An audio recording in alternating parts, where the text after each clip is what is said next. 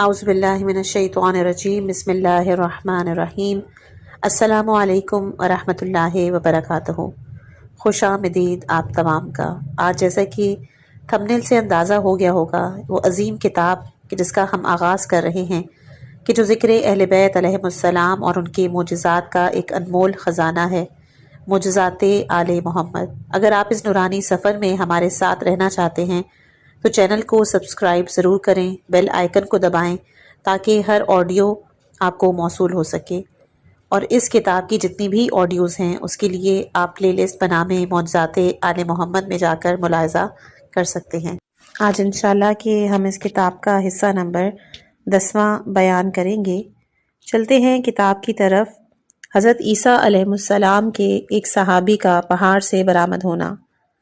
کتاب سیر الصحابہ کے مؤلف لکھتے ہیں، حضرت عمر کے عہد خلافت میں سعد بن ابی وقاص نے حلوان کی طرف پیش قدمی کرتے ہوئے شہر نہاوند کو فتح کیا۔ نماز عصر کا وقت ہوا۔ سعد بن ابی وقاص نے اپنے مؤذن بطلہ کو اذان دینے کا حکم دیا۔ جب مؤذن نے اللہ اکبر کہا تو پہاڑ سے آواز آئی، تو نے بڑی کی کبریائی بیان کی۔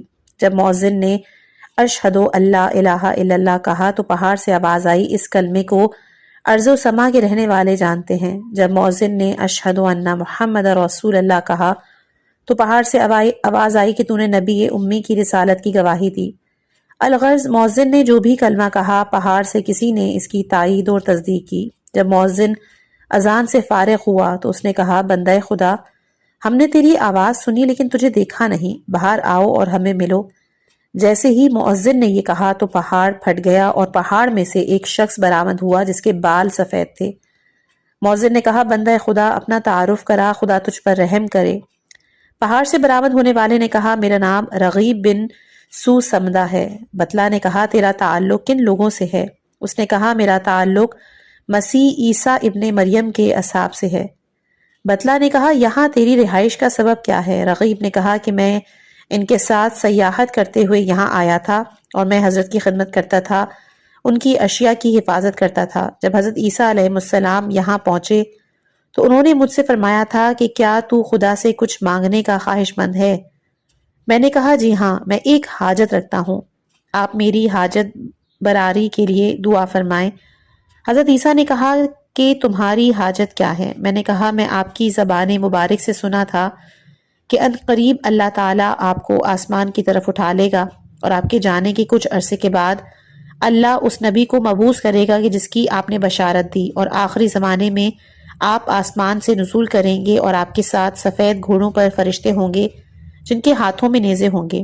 پھر آپ باب حرم پر چڑھیں گے اور اس کے بعد ایک چیخ بلند ہوگی اور مشرق اور مغرب کے لوگ آپ کے گرد جمع ہو جائیں گے۔ حضرت عیسیٰ علیہ السلام نے فرمایا کہ تو نے سچ کہا، لیکن ایک بات بھول گیا، وہ یہ ہے کہ میں اکیلا نہیں ہوں گا، بلکہ میں نبی آخر الزمان کے آخری جانشین کے ساتھ رہوں گا، اور وہ میرے جھوٹے دعوے دار کو قتل کرے گا، ظلم و جور سے بھری دنیا کو عدل و انصاف سے بھر دے گا۔ میں نے کہا تھا، میری آپ سے یہی درخواست ہے کہ آپ اللہ تعالیٰ سے دعا مانگیں کہ آپ کے نزول کے وقت تک میں زندہ رہوں۔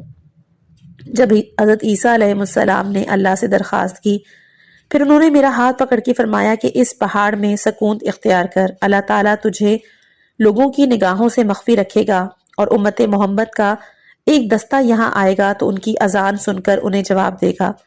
میں نے حضرت عیسیٰ علیہ السلام سے پوچھا تھا کہ اس مؤذن کا نام کیا ہوگا؟ حضرت عیسیٰ علیہ السلام نے فرمایا کہ ویسے تو میں ان سب کو جانتا ہوں اور ان کی عجیب حالات سے واقف ہوں، اس مؤذن کا نام بطلہ ہوگا۔ پھر حضرت عیسیٰ علیہ السلام نے مجھے امت محمد کے حالات بتائے اور یہ بھی بتایا کہ امت محمد اپنے نبی کے وصی اور ان کے اہل بیت سے بغض رکھے گی۔ پھر ان کے درمیان کچھ حسب ذیل گفتگو ہوئی۔ رقیب کہتا ہے، محمد مصطفیٰ صلی اللہ علیہ وآلہ وسلم کہاں ہیں؟ بطلہ نے کہا کہ وہ وفات پا چکے ہیں۔ تو رقیب نے کہا، ان کا جانشین کون؟ فرمایا، ابو بکر۔ رقیب نے کہا، کیا ابو بکر زندہ ہے؟ بطلہ نے کہا، نہیں، وہ بھی دنیا سے چلے گئے۔ پھر رقیب نے پوچھا کہ ان کا جانشین کون بنا؟ بطلہ نے کہا کہ حضرت عمر ابن خطاب۔ رقیب نے کہا کہ کیا عمر زندہ ہیں؟ بطلہ نے کہا، جی ہاں، وہ زندہ ہیں۔ تب رقیب کہتا ہے، میری طرف سے ان سے کہنا کہ تم نے اپنے نبی کے وصی کے ساتھ وہ سلوک کیا ہے جو تم سے پہلے کسی امت نے نہیں کیا، اس مخالفت کا انجام عنقریب تمہیں معلوم ہو جائے گا، اور تم ان کی موجودگی میں کس طرح سے حاکم بن گئے جبکہ تم علم میں ان کے محتاج ہو۔ افسوس ہے اس امت پر کہ جس نے اپنے نبی کے وصی سے یہ سلوک کیا۔ تم عمر سے کہنا کہ وہ وصی کو اپنے ساتھ اقتدار میں شریک کرے، اور ان سے یہ کہنا کہ جب یہ باتیں ظاہر ہو جائیں تو سمجھ لینا کہ قیامت قریب آ چکی ہے۔ بطلہ کہتا ہے قرب قیامت کی کون سی علامتیں ہیں؟ رغیب بتاتا ہے کہ پہلی کہ جب امت اپنے نبی کے وصی کی مخالفت کرے، دوسرا مساجد کی تزئین و آرائش کی جائے، تیسرا کہ جب مصاحف پر نقش و نگار ہونے لگے، چوتھا غلام اپنے آقاؤں پر سرداری کرنے لگیں، پانچواں سود کو منافع بنا لیا جائے، چھٹا بدکاری عام ہو جائے، ساتواں ماں اپنی بیٹی کی زنا کی کمائی کھانے لگے، آٹھواں سلاطین ظلم و جور کرنے لگے، نواں پانی تہ نشین ہو جائے، دسواں اولاد زنا اولاد انبیاء کو قتل کرنے لگیں، اور گیارہواں ہے راستے غیر محفوظ ہو جائیں، اور اس کے بعد وہ پہاڑ میں چلا گیا اور پہاڑ بند ہو گیا۔ سعد بن ابی وقاص نے بطلہ اور رغیب کی تمام گفتگو لکھ کر حضرت عمر کے پاس روانہ کی، اور جب اس نے یہ خط پڑھا تو انہوں نے مسجد نبوی میں سامعین کو اس خط کے کچھ تراشے پڑھ کے سنائے، اور انہوں نے کہا رغیب نے سچ کہا، بطلہ نے سچ کہا، سعد بن ابی وقاص نے بھی سچ کہا۔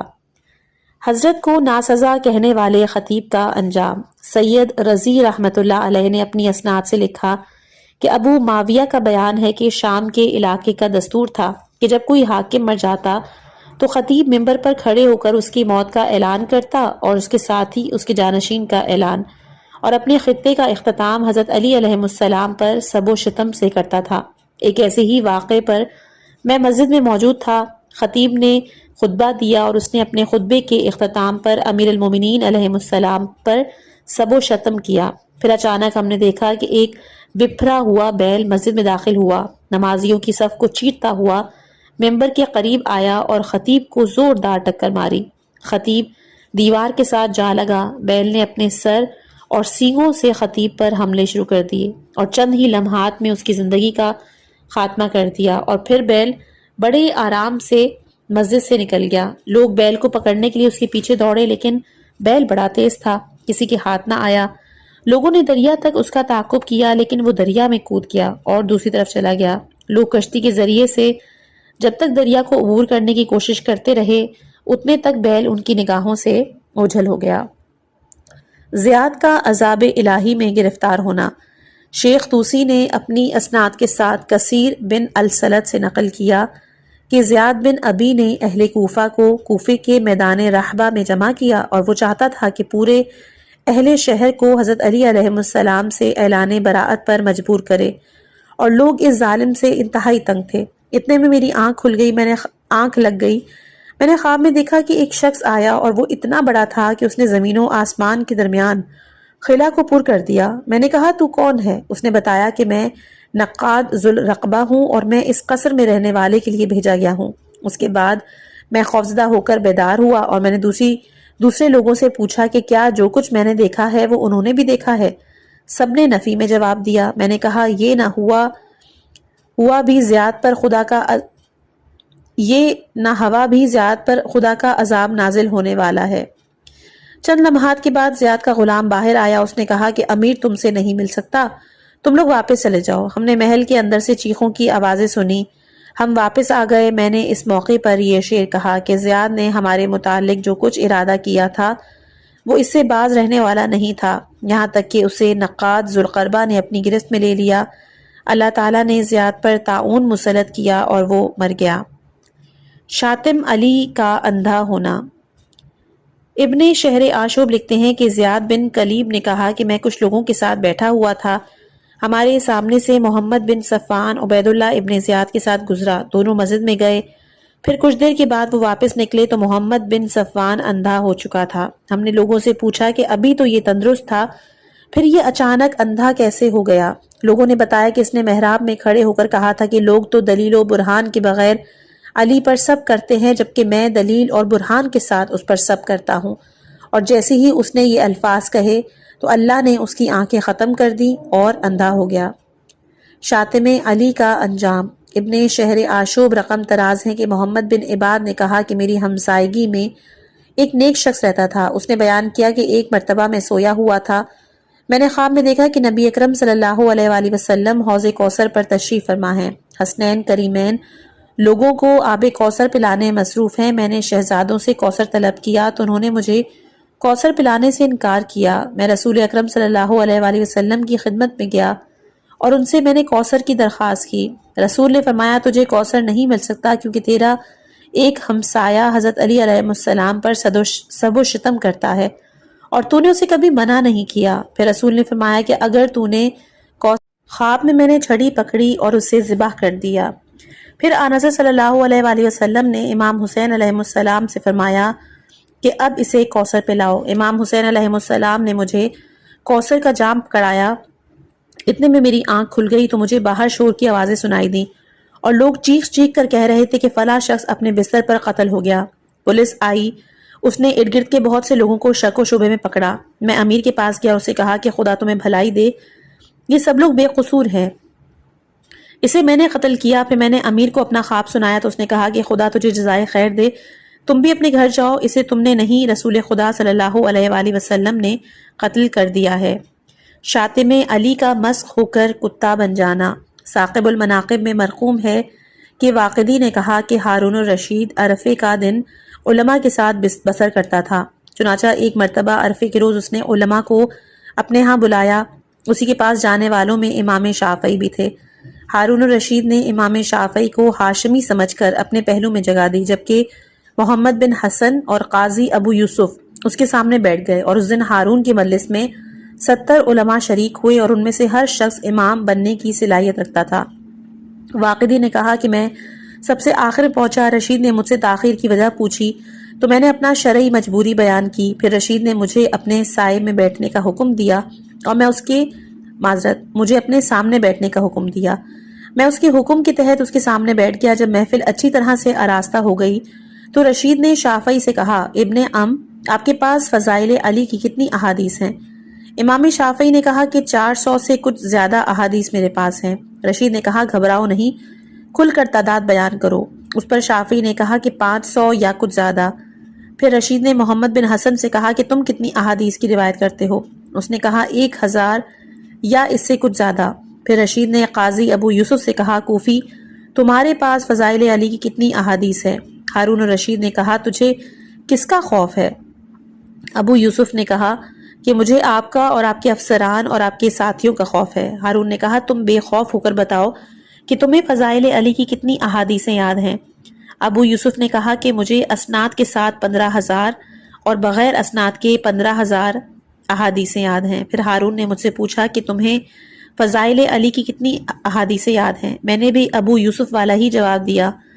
پھر رشید نے کہا کہ مجھے تو فضائل علی میں سے صرف ایک فضیلت کا پتہ ہے کہ جسے میرے کانوں نے سنا اور آنکھوں نے دیکھا، اور جو فضیلت مجھے معلوم ہے وہ تمہاری روایات پر فوقیت رکھتی ہے، اور اب تک جو کچھ میں نے اولاد علی سے بدسلوکی کی ہے اس کے لیے بھی میں اللہ سے توبہ کرتا ہوں۔ ہم سب نے کہا کہ اللہ امیر المومنین کی توفیقات میں اضافہ فرمائے، ہم چاہتے ہیں کہ وہ فضیلت آپ ہمیں بھی سنائیں۔ ہارون رشید نے کہا کہ میں نے یوسف بن حجاج کو اپنی طرف سے دمشق کا گورنر مقرر کیا اور میں نے ہدایت کی کہ وہ عدل و انصاف پر کاربند رہے۔ اس نے میرے احکام پر پورا عمل کیا، اور اسے کسی نے بتایا کہ وہ خطیب دمشق میں خطبہ دیتا ہے، وہ علی ابن ابی طالب پر روزانہ بلا ناغہ سب و شتم کرتا ہے اور ان کی توہین کرتا ہے۔ میرے عامل نے اسے اپنے پاس بلا کر پوچھا تو اس نے اقرار کیا کہ واقعی وہ سب و شتم کرتا ہے۔ میرے عامل نے پوچھا کہ تجھے آخر علی سے کیا دشمنی؟ اس نے کہا کہ علی نے میرے بزرگوں کو قتل کیا، ان کے خاندان کو قید کیا، اسی لیے میرے دل میں علی کے خلاف کینہ پایا جاتا ہے اور میں اس طرز عمل کو چھوڑنے پر بھی تیار نہیں۔ میرے گورنر نے اسے زندان میں ڈالا، سختی کی، مگر وہ زندان میں بھی اپنی سابقہ روش سے باز نہ آیا۔ کچھ دنوں کے بعد گورنر نے اپنے خط میں مجھے اس کے متعلق اطلاع دی۔ میں نے جواب میں لکھا کہ اسے ہتھکڑیوں بیڑیوں میں پابند کر کے میرے پاس بھیج دو۔ چنانچہ گورنر نے اسے میرے پاس یہاں روانہ کیا، اور جب وہ میرے سامنے ہوا تو میں نے اسے ڈانٹا، کہا کہ کمبخت تو علی ابن ابی طالب پر سب و شتم کرتا ہے؟ اس نے کہا جی ہاں، اس نے میرے بزرگوں کو قتل کیا، میرے اہل خاندان کو قید کیا۔ میں نے کہا مرنے والے مر گئے، قید ہونے والے بھی دنیا میں نہ رہے، علی نے اگر کسی کو مارا یا قید کیا تو اس نے اپنی طرف سے ہی کچھ نہیں کیا، اس نے رسول خدا صلی اللہ علیہ وآلہ وسلم کے فرمان کے تحت یہ سب کچھ کیا تھا، اس لیے تو اپنی عادت کو چھوڑ دے، اسی میں تیری بہتری ہے۔ اس شخص نے کہا کہ میں اپنی عادت کو کبھی نہیں چھوڑوں گا، جب میں علی کو سب و شتم کرتا ہوں مجھے سکون ملتا ہے۔ میں نے جلاد کو بلا کر اسے 100 کوڑے مارنے کا حکم صادر کیا۔ جلاد نے جب اسے کوڑے مارے تو وہ بہت چیخا چلایا، یہاں تک کہ اس کا پیشاب کپڑوں میں نکل گیا، اور پھر میں نے حکم دیا کہ اسے ایوان کے ایک کمرے میں قید کر کے تالا لگا دیا جائے۔ وہ قید میں چلا گیا، سارا دن دربار میں بیٹھ کر لوگوں کے فیصلے کرتا رہا، حتیٰ کہ میں نے عشاء کی نماز بھی اپنے دربار میں پڑھی۔ میں جب فارغ ہوا تو اس کے متعلق سوچنے لگا، آیا اسے قتل کروں یا کوئی اور سزا دوں؟ کسی وقت دل میں خیال آتا کہ قتل کر دوں، کبھی خیال آتا کہ اس کے ہاتھ پاؤں باندھ کر دجلہ میں ڈالنے کا حکم صادر کروں، کبھی سوچتا کہ اس پر اتنے کوڑے مرواؤں کہ یہ کوڑے کھا کھا کے مر جائے۔ اسی سوچ میں میری آنکھ لگی اور رات کے پچھلے پہر میں نے خواب دیکھا۔ میں نے خواب میں دیکھا کہ آسمان کا دروازہ کھلا اور نبی اکرم صلی اللہ علیہ وآلہ وسلم اترے۔ آپ نے 5 پوشاکیں پہن رکھی تھیں، پھر علی اترے، انہوں نے 3 پوشاکیں پہن رکھی تھیں، پھر حسن اترے، انہوں نے بھی 3 پوشاکیں، اور حسین اترے، انہوں نے 2 پوشاکیں پہنی ہوئی تھیں، پھر جبرائیل امین اترے، انہوں نے 1 پوشاک پہنی ہوئی تھی اور انتہائی درجے کے حسین لگ رہے تھے۔ ان کے ہاتھ میں ایک پانی کا پیالہ تھا، پانی انتہائی صاف و شفاف۔ نبی نے جبرائیل سے فرمایا کہ جام مجھے دو۔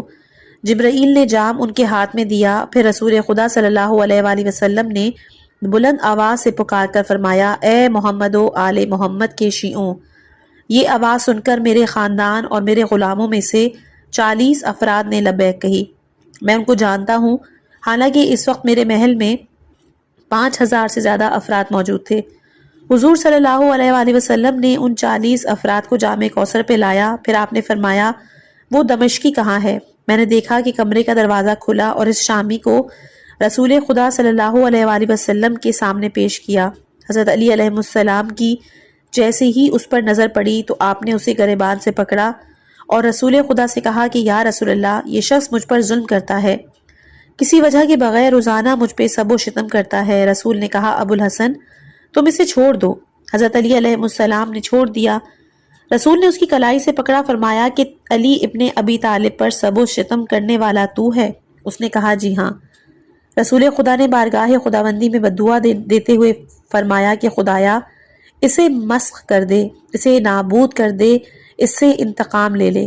پھر اچانک میں نے دیکھا کہ وہ بدبخت مسخ ہو کر کتا بن گیا ہے۔ رسول اللہ صلی اللہ علیہ وآلہ وسلم نے اسے کمرے میں لوٹا دیا کہ جہاں میں نے اسے قید کر رکھا تھا۔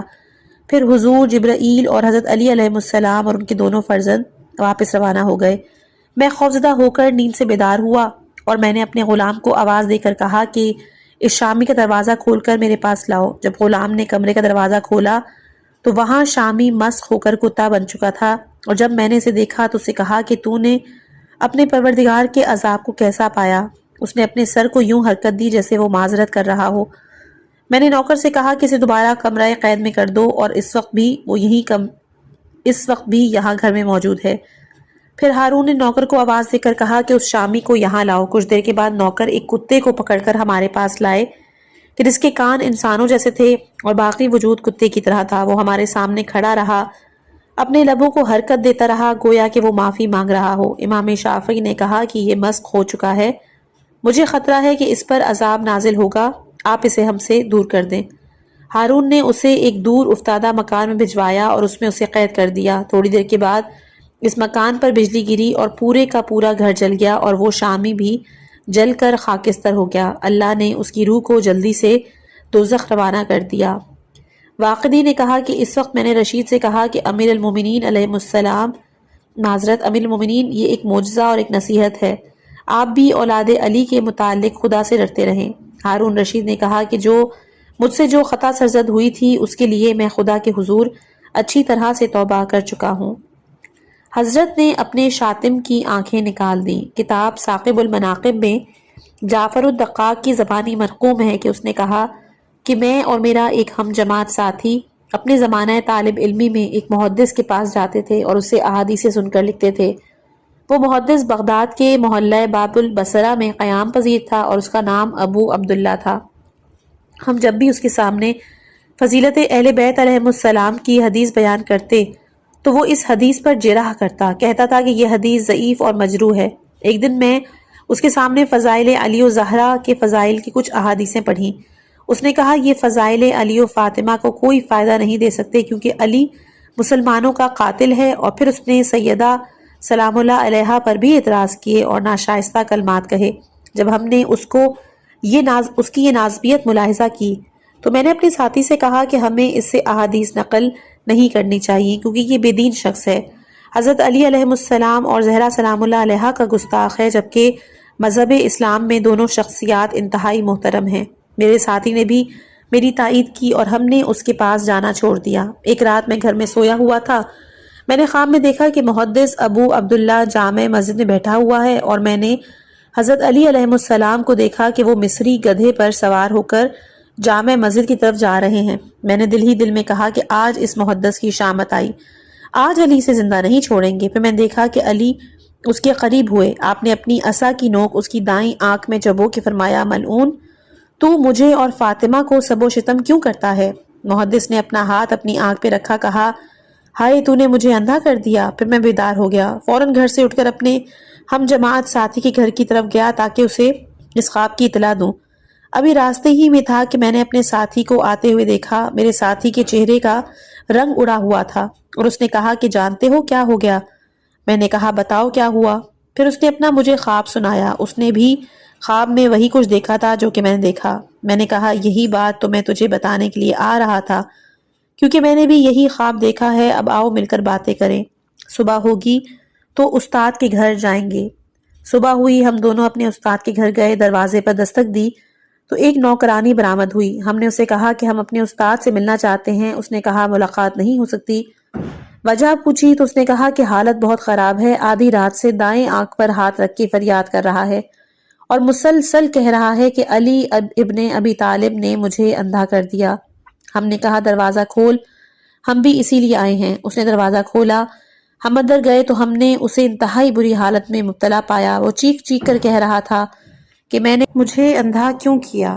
ہم نے اسے اپنا مشترکہ خواب سنایا اور اسے کہا کہ وہ اپنے فاسد عقیدے سے توبہ کر لے اور ذوات عالیہ کے حق میں گستاخی نہ کرے۔ ہمارے استاد نے کہا خدا تمہیں اچھی جزا کبھی نہ دے، اگر علی میری دوسری آنکھ بھی نکال دے تو بھی میں اسے ابو بکر اور عمر سے افضل نہیں مانوں گا۔ استاد کا یہ جواب سن کر ہم دونوں اٹھ کھڑے ہوئے اور ہم نے کہا اس شخص کے دل میں ذرہ برابر بھی ایمان نہیں۔ 3 دن کے بعد ہم دوبارہ اس کی حالت دیکھنے گئے تو اس کی دوسری آنکھ بھی اندھی ہو چکی تھی۔ ہم نے اسے کہا تو نے دشمنی علی کا نتیجہ دیکھ لیا؟ استاد نے کہا کہ علی ابن ابی طالب جو چاہے مجھ سے سلوک کرے، میں اپنے عقیدے سے دستبردار نہیں ہو سکتا۔ ہم اٹھ کر واپس آئے اور 1 ہفتے کے بعد ہم تیسری مرتبہ اس کا حال معلوم کرنے گئے تو اہل محلہ نے بتایا کہ وہ 4 دن قبل مر گیا تھا اور وہ دفن ہو گیا۔ اس کے بیٹے نے جب باپ کا یہ حال دیکھا تو وہ مرتد ہو گیا اور روم چلا گیا۔ یہ سن کر ہم نے قرآن حکیم کی سورہ انعام آیت نمبر 54 پڑھی کہ ظالموں کی نسل کاٹ دی گئی اور تمام تعریفیں اللہ کے لیے ہیں کہ جو تمام جہانوں کا پالنے والا ہے۔ مقام ذی وقار میں شامل ہونے والے مجاہدین کی تعداد بیان کر ثاقب المناقب میں عبداللہ ابن عباس سے منقول ہے کہ امیر المومنین علیہ السلام نے کوفے سے کچھ فاصلے پر مقام ذی وقار پر پڑاؤ ڈالا اور فرمایا کہ یہاں 1000 مجاہد آ کر میرے لشکر میں شامل ہوں گے، اس کے بعد میں معاویہ سے جنگ کرنے کے لیے یہاں سے روانہ ہو جاؤں گا۔ لوگ آتے رہے، لشکر میں شامل ہوتے رہے، میں آنے والوں کی تعداد گنتا رہا، یہاں تک کہ 999 مجاہد آ کر لشکر میں شامل ہوئے۔ میں پریشان ہوا کیونکہ حضرت کی 1000 کی پیشن گوئی تمام لوگ سن چکے تھے اور دل ہی دل میں کہنے لگا کہ خدا کرے ایک شخص آ جائے ورنہ حضرت کے فرمان کی تکذیب ہو جائے گی۔ ابھی میں یہ سوچ ہی رہا تھا کہ دور سے ایک شخص آتا ہوا دکھائی دیا اور وہ ہماری لشکر گاہ میں آیا۔ اس نے اون کی قبا پہن رکھی تھی اور اس کے ساتھ اس کی تلوار اور کمان اور دیگر جنگی سامان بھی موجود تھے۔ وہ امیر المومنین علیہ السلام کے قریب گیا، کہا کہ آپ ہاتھ بڑھائیں، میں آپ کی بیعت کرتا ہوں۔ امیر المومنین علیہ السلام نے فرمایا کہ تو میری کس چیز پر بیعت کرتا ہے؟ اس نے کہا کہ میں سمع و طاعت پر آپ کی بیعت کرتا ہوں اور وعدہ کرتا ہوں کہ میں آپ کی نصرت میں جنگ کروں گا یہاں تک کہ یا تو مارا جاؤں یا آپ کو فتح نصیب ہوگی۔ امیر المومنین علیہ السلام نے فرمایا کہ تیرا نام کیا ہے؟ اس نے کہا میرا نام اویس قرنی ہے۔ امیر المومنین علیہ السلام نے فرمایا کیا تو ہی ویسے قرنی ہے؟ اس نے کہا جی ہاں ویسے قرنی میں ہوں۔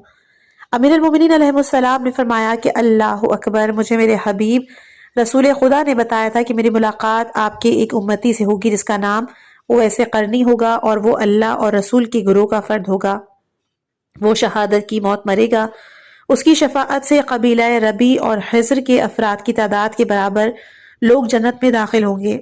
ابن عباس کا بیان ہے کہ جب اویس ہمارے لشکر میں شامل ہوئے تو جا کر مجھے تسلی ہوئی۔ لشکر میں شامل ہونے والوں کی تعداد میں سے ہر شخص کے حصے کی خبر دینا۔ ثاقب المناقب میں ابن عباس سے منقول ہے کہ جب حضرت امیر المومنین علیہ السلام جمل کے لیے بصرہ کی طرف روانہ ہوئے تو میں نے عرض کی امیر المومنین اس وقت آپ کے ساتھ تھوڑا سا لشکر ہے، بہتر یہ ہے کہ ابھی اس جگہ پر پڑاؤ کریں تاکہ کچھ اور لوگ آپ کے لشکر میں شامل ہو جائیں۔ آپ نے فرمایا فکر نہ کرو، کل یہاں اسی مقام پر کوفے سے 3 دستے آ کر ہمارے شامل حال ہوں گے اور ہر دستے میں 5665 مجاہد ہوں گے۔ ابن عباس کہتے ہیں کہ یہ سن کر مجھے بڑی کوفت ہوئی، اور جب رات گزری اور میں نے نماز فجر ادا کی تو میں نے اپنے غلام سے کہا کہ میرے گھوڑے پر زین رکھو۔ غلام نے گھوڑے پر زین رکھی، میں سوار ہو کر کوفے کی سمت چل پڑا۔ ابھی میں نے کچھ سفر کیا تھا کہ غبار بلند ہوا، اور جب غبار پھٹا تو ایک فوجی دستہ نظر آیا۔ میں جب ان کے قریب پہنچا تو انہوں نے مجھ سے پوچھا کہ تو کون؟ میں نے بتایا کہ میں ابن عباس ہوں۔ میں نے پوچھا یہ پرچم کس کا ہے؟ انہوں نے اپنے پرچم دار کا نام بتایا۔ پھر میں نے پوچھا کہ اس دستے میں کتنے جوان شامل ہیں؟ انہوں نے کہا کہ جب ہم پل سے گزرے تو ہم نے اپنے افراد کو گنا تھا، چنانچہ اس دستے میں 5665 جوان شامل ہیں۔ پھر وہ دستہ روانہ ہو گیا۔ میں آگے بڑھا تو ایک اور فوجی دستہ دکھائی دیا۔ جب قریب پہنچا تو انہوں نے مجھے روک کر مجھ سے میرا نام پوچھا۔ میں نے بتایا میں ابن عباس۔ پھر میں نے کہا یہ دستہ کس قبیلے کے جوانوں پر مشتمل ہے؟ انہوں نے بتایا دستہ قبیلہ ربیعہ کے جوانوں پر مشتمل ہے۔ پوچھا دستے کا سالار کون؟ جواب دیا کہ اس کا سالار زید بن سوحان العبدی ہے۔ میں نے پوچھا کتنے جوان شامل ہیں؟ انہوں نے کہا کہ پل پر ہم نے گنتی کی تھی اور ہمارے اس دستے میں 5665 جوان شامل ہیں۔ اس کے بعد وہ دستہ بھی آگے روانہ ہوا اور میں اپنے گھوڑے پر سوار ہو کر تھوڑا سا آگے بڑھا تو مجھے ایک اور دستہ دکھائی دیا، اور جب میں ان کے قریب پہنچا تو انہوں نے میرا نام پوچھا۔ میں نے بتایا ابن عباس، اور پھر میں نے ان سے پوچھا کہ تمہارے دستے کا سالار کون؟ تو بتایا کہ مالک اشتر۔ میں نے ان سے دستے کے جوانوں کی تعداد پوچھی تو انہوں نے کہا کہ پل پر ہم نے اپنے دستے کی گنتی کی تھی، چنانچہ اس دستے میں 5665 افراد شامل ہیں۔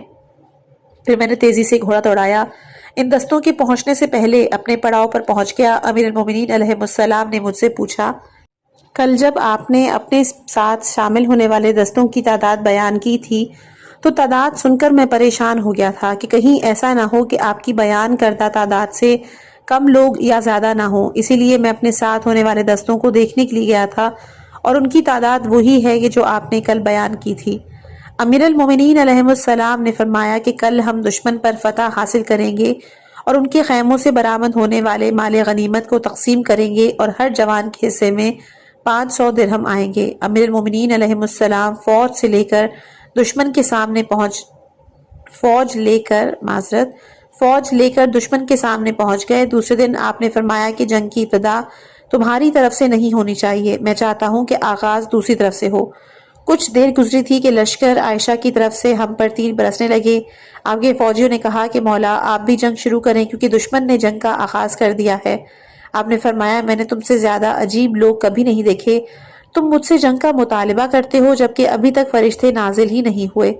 پھر جب سورج زائل ہوا تو آپ نے رسول خدا کی زرہ طلب کر کے پہنی، جنگ شروع کر دی۔ اللہ تعالیٰ نے امیر المومنین علیہ السلام کو فتح عنایت فرمائی اور دشمن کے سپاہی بھاگ گئے۔ آپ کے لشکر نے مال غنیمت جمع کیا، سارا مال غنیمت آپ کے پاس لایا گیا۔ آپ کے خزانچی سے فرمایا کہ ہر سپاہی کو 500 درہم دیتے جاؤ۔ خزانچی نے آپ کے فرمان پر عمل کیا اور آخر میں 2000 درہم بچ گئے۔ امیر المومنین علیہ السلام نے فرمایا کہ اب تمہارے پاس کیا باقی بچا؟ اس نے کہا کہ میرے پاس اس وقت 2000 درہم باقی ہیں۔ آپ نے فرمایا اس میں سے 500 حسن، 500 حسین، 500 محمد حنفیہ اور 500 میرے ہیں، اور یوں مال غنیمت کی رقم پوری طرح سے تقسیم ہو گئی۔ جنگ بدر میں اترنے والے فرشتے علی کی صورت میں نازل ہوئے۔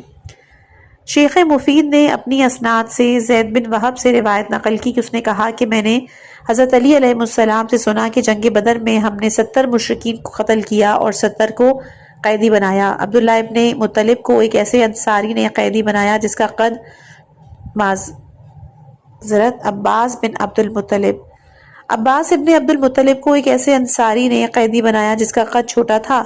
وہ عباس کو قیدی بنا کر رسول خدا کی خدمت میں لے جا رہا تھا کہ راستے میں عباس کی نظر مجھ پہ پڑی۔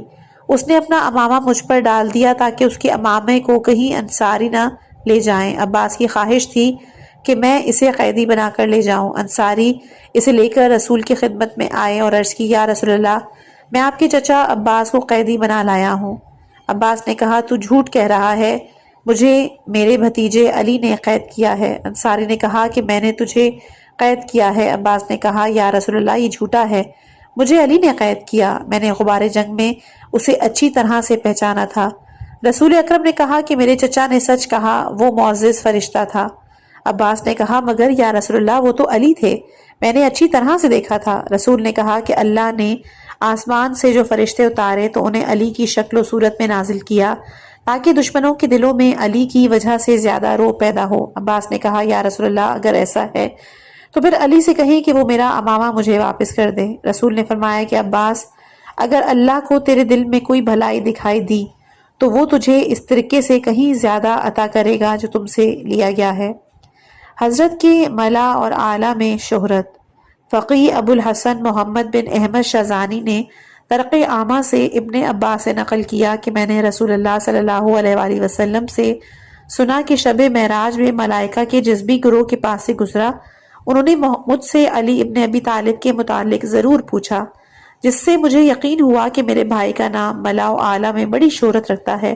اور جب میں چوتھے آسمان پر گیا، میں نے ملک الموت کو دیکھا تو اس نے مجھ سے کہا کہ آپ نے علی کے ساتھ کیا کیا؟ میں نے اسے کہا، تو علی کو کیسے پہچانتا ہے؟ اس نے کہا، محمد، اللہ نے جتنی بھی مخلوق پیدا کی ہے ان کی ارواح کا اختیار میرے ہاتھ میں دیا ہے، بس 2 روحیں ایسی ہیں جو میرے اختیار سے باہر ہیں، ایک آپ کی روح اور دوسرے علی ابن ابی طالب کی روح۔ آپ دونوں کی ارواح کو اللہ اپنی قدرت سے قبض کرے گا۔ اور جب میں عرش کے نیچے گیا تو وہاں میں دیکھا کہ علی میرے پروردگار کے عرش کے نیچے کھڑا تھا۔ میں نے کہا، علی تو مجھ سے بھی پہلے یہاں پہنچ گیا؟ تو جبرائیل علیہ السلام نے کہا کہ محمد، آپ کس سے ہم کلام ہیں؟ میں نے کہا کہ یہ میرا بھائی علی ابن ابی طالب ہے۔ جبرائیل نے کہا کہ محمد، یہ علی ابن ابی طالب نہیں ہے، بلکہ یہ اللہ تعالیٰ کا ایک فرشتہ ہے جسے خدا نے علی کی شکل و صورت دی ہے۔ اور جب بھی ہم ملائکہ مقربین کو آپ کے بھائی کی زیارت کا شوق ہوتا ہے تو ہم اس فرشتے کے چہرے کی زیارت کرتے ہیں اور ہم شیعان علی کے لیے استغفار کرتے ہیں۔ حضرت علی اور باقی ائمہ علیہم السلام۔ فقیہ شازانی نے اپنی اسناد کے ساتھ رسول خدا صلی اللہ علیہ وآلہ وسلم کے چرواہے ابو سلیمان سے نقل کیا کہ اس نے کہا کہ میں نے رسول خدا صلی اللہ علیہ وآلہ وسلم سے سنا کہ شب معراج اللہ تعالیٰ نے مجھ سے فرمایا، رسول اس پر ایمان رکھتا ہے جو اس کے پروردگار کی طرف سے اس پر نازل کیا گیا۔ میں نے کہا، اور مومن بھی ایمان رکھتے ہیں، اور وہ سب اللہ اور اس کے ملائکہ، اس کی کتابوں اور اس کے رسولوں پر ایمان رکھتے ہیں۔ تو اللہ تعالیٰ نے فرمایا کہ محمد، تم نے سچ کہا، تم نے اپنی امت میں کس کو خلیفہ بنایا؟ میں نے کہا، اسے خلیفہ بنایا کہ جو سب سے افضل ہے۔ اللہ نے فرمایا کہ علی ابن ابی طالب کو خلیفہ بنایا ہے نا؟ میں نے کہا، جی ہاں۔ خدا نے فرمایا کہ محمد، میں نے زمین پر نظر کی تو میں نے اہل زمین میں سے تیرا انتخاب کیا، تیرے لیے اپنے ناموں میں سے ایک نام مشتق کیا، اور جہاں میرا ذکر کیا جائے گا وہاں تیرا ذکر بھی کیا جائے گا۔ میں محمود ہوں اور تو محمد ہے۔ پھر میں نے زمین پر دوسری مرتبہ نظر کی تو میں نے علی کا انتخاب کیا اور اپنے ناموں میں سے اس کے نام کو مشتق کیا۔ میں اعلیٰ ہوں اور وہ علی ہے۔ محمد، میں نے تجھے اور علی و فاطمہ، حسن و حسین اور اولاد حسین کے ائمہ کو اپنے نور سے پیدا کیا۔ میں نے تمہاری ولایت کو اہل آسمان و زمین کے سامنے پیش کیا۔ جس نے اسے قبول کیا وہ میرے ہاں مومن قرار پایا، اور جس نے انکار کیا وہ میرے ہاں کافرین میں قرار پایا۔ محمد، اگر کوئی بندہ میری اتنی عبادت کرے کہ عبادت کرتے کرتے خشک مشکیزے کی مانند ہو جائے، پھر تمہاری ولایت کا منکر بن کر میرے سامنے پیش ہو تو میں اس کی بخشش نہیں کروں گا یہاں تک کہ وہ تمہاری ولایت کا اقرار کرے۔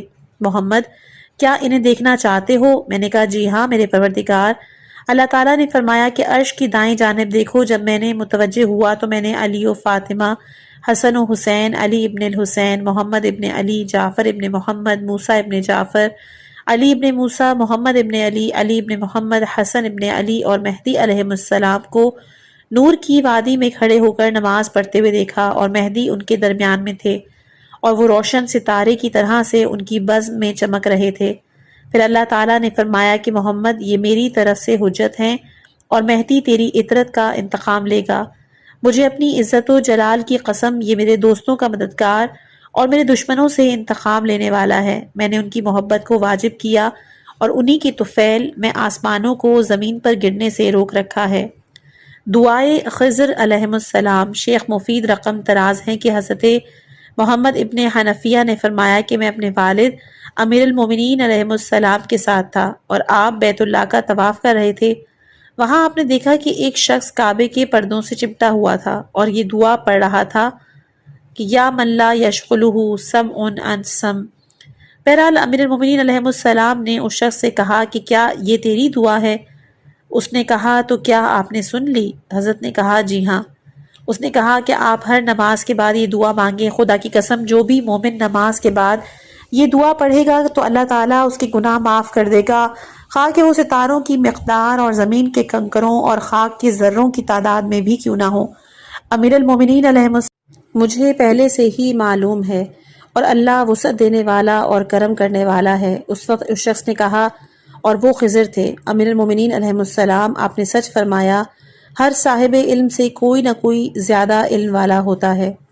علی و بطول کی آسمانوں پر شادی۔ کتاب مسند فاطمہ کے مؤلف نے اپنی اسناد سے انس بن مالک کی زبانی یہ خبر نقل کی ہے کہ جب حضرت فاطمہ الزہرا سلام اللہ علیہا سن رشد پر پہنچی تو عبد الرحمن بن عوف زہری اور عثمان بن عفان اموی دونوں رسول کے پاس گئے۔ ان میں سے ہر ایک نے علیحدہ علیحدہ حضرت سے جناب سیدہ سلام اللہ علیہا کی خواستگاری کی۔ عبد الرحمن بن عوف نے کہا، یا رسول اللہ، آپ اپنی صاحبزادی کا رشتہ مجھ سے کریں، میں حق مہر میں انہیں 100 سیاہ ناقہ دوں گا جن کی آنکھیں نیلگوں ہوں گی، 10,000 دینار دوں گا۔ اس وقت حضور کے اصحاب میں سے عبد الرحمن ہی سب سے بڑا دولت مند تھا۔ حضرت عثمان عفان نے بھی خواستگاری کی اور کہا، یا رسول اللہ، جو حق مہر عبد الرحمن دینے پر آمادہ ہے میں بھی وہی حق مہر ادا کروں گا، جبکہ میں نے عبد الرحمن کی بنسبت پہلے اسلام قبول کیا تھا۔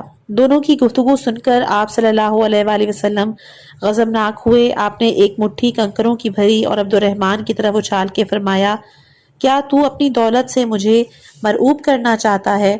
آپ نے جو کنکر پھینکے تھے وہ قیمتی در بن گئے اور ان میں سے ہر در کی قیمت عبد الرحمن کی ساری جائیداد کے برابر تھی۔ اس وقت جبرائیل امین نازل ہوئے۔ انہوں نے کہا، احمد، اللہ تعالیٰ آپ پر سلام روانہ کرتا ہے، کہتا ہے کہ آپ علی ابن ابی طالب کے پاس جائیں کیونکہ علی کعبے کی مثال ہے۔ کعبے کے پاس ہر کوئی جاتا ہے مگر وہ کسی کے پاس چل کر نہیں آتا۔ آج خدا نے آپ کی صاحبزادی کا نکاح آسمانوں پر پڑھوایا ہے اور اس نے مجھے اس کے لیے اہتمام کرنے کا حکم دیا۔ چنانچہ مجھے حکم دیا تھا کہ میں خازن جنت رضوان کو حکم دوں کہ وہ جنت کی آرائش اور سجاوٹ کرائے۔ شجرہ طوبہ کو میں نے حکم دیا کہ وہ پوشاکوں اور زیورات سے اپنے آپ کو مزین خوبصورت بنائے۔ میں نے حور العین کو خدا کا یہ حکم پہنچایا کہ وہ شجرہ طوبہ کے نیچے کھڑی ہو جائیں، اور میں نے راحیل فرشتے کو، جو کہ تمام ملائکہ میں سب سے زیادہ فصیح و بلیغ میٹھی آواز رکھتا ہے، حکم دیا کہ وہ ساق عرش کے پاس حاضر ہو جائے۔ جب تمام ملائکہ جمع ہو گئے تو پھر اللہ تعالیٰ نے مجھے حکم دیا کہ میں نور کا ایک ممبر نصب کروں، اس پر خطبہ نکاح کے لیے راحیل کو بٹھاؤں۔ چنانچہ میں نے راحیل کو ممبر نور پر بٹھایا۔ اس نے عظیم الشان اور اس نے فاطمہ کو علی سے تزویج کی اور اس کا حق مہر دنیا کا خمس مقرر کیا کہ جو اس کے لیے اور قیامت تک اس کی اولاد کے لیے ہوگا، اور اس نکاح کی میں اور میکائیل گواہ بنے اور اللہ تعالیٰ فاطمہ الزہرا سلام اللہ علیہا کا ولی۔ پھر جیسے ہی نکاح مکمل ہوا تو اللہ تعالیٰ نے درخت طوبہ کو حکم دیا کہ اس نے جن زیورات پوشاکوں سے اپنے آپ کو مزین کیا ہے، یہی زیورات پوشاکیں حوروں پر نثار کرے۔ اللہ نے حوروں کو حکم دیا کہ وہ شجرہ طوبہ کے نثار ہونے والے زیور چنیں اور انہیں محفوظ کر لیں۔ چنانچہ جب شجرہ طوبہ نے زیور اور پوشاک کے نثار کی، حوروں نے انہیں چنا، قیامت کے دن تک وہ ان پر فخر کرتی رہیں گی۔ اللہ آپ کو حکم دیتا ہے کہ آپ بھی زمین پر فاطمہ کی تزویج علی سے کریں اور آپ عثمان سے کہہ دیں کہ کیا تو نے قرآن میں میرا یہ فرمان نہیں سنا سورہ رحمان کہ اس نے 2 سمندر جاری کیے جو آپ میں مل جاتے ہیں اور ان کے درمیان ایک حد فاصل ہے جس سے وہ تجاوز نہیں کرتے۔ آپ اسے کہہ دیں کہ کیا اس نے میرا یہ فرمان نہیں سنا سورہ فرقان آیت نمبر 54 کہ وہ وہی ہے جس نے پانی سے انسان بنایا اور اسے 2 ماہ میں بنایا۔ جب حضور نے جبرائیل امین کی گفتگو سنی تو آپ نے عمار ابن یاسر، سلمان اور عباس کو طلب کیا، اور جب وہ آ گئے تو آپ نے حضرت علی علیہ السلام سے فرمایا کہ اللہ نے مجھے حکم دیا ہے کہ میں فاطمہ سے تیری تزویج کروں۔ حضرت علی نے کہا یا رسول اللہ، میرے پاس تو صرف میری تلوار، گھوڑا اور زرہ ہے۔ نبی نے کہا تم بازار میں جا کر اپنی زرہ فروخت کر دو۔ آپ نے زرہ فروخت کرنے کے لیے گئے تو دہیہ کلبی نے آپ سے وہ زرہ 400 درہم کے بدلے خرید لی۔